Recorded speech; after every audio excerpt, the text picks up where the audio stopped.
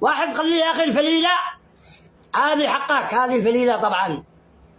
قال لي الفليلة يا أخي ليه 6 شهور معك؟ نعم الفليلة دي ل6 شهور.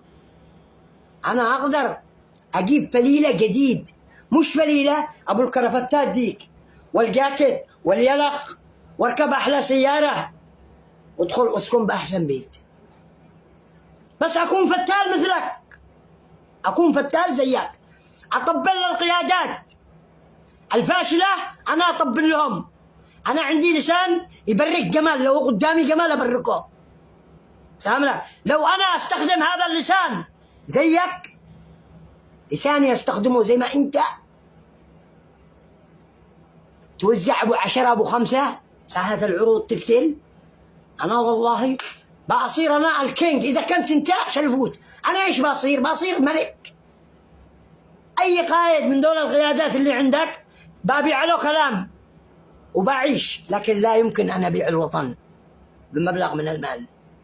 هذا وطن، هذه مدارس درست فيها وتربيت فيها ومشيت فوق أرضها، فهم لك؟ هذا وطن، ما هو أرضية بنضحك على الناس فيها.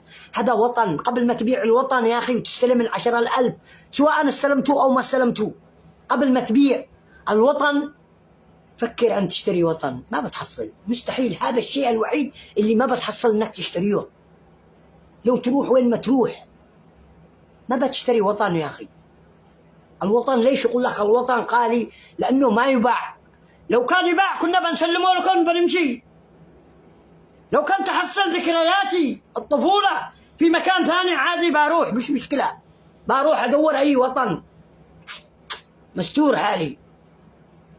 اللهم له الحمد، لأني شاقي، أشقي بشقاء عرقي، ما أتطمر فوق ظهور الناس عشان ألبس الكرافتة وأسوي زيك. لا، أنا أحب الوطن أكثر منك ومن قبيلتك كل أبوها، وأحب الشعب.